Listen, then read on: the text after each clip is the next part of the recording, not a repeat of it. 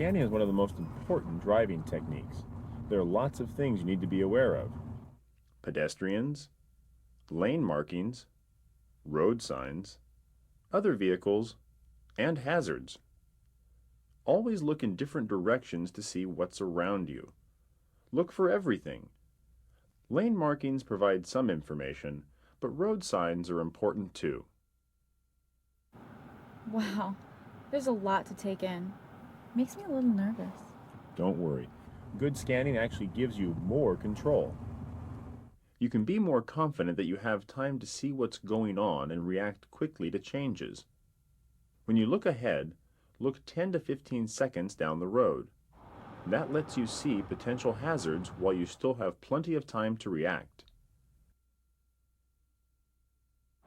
You're looking into your future while you still have time to do something about it.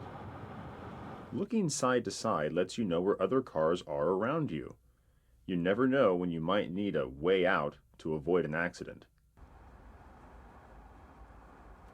At intersections, check for side traffic. Just because you have the right of way doesn't mean that other people will always stop. And when you slow down,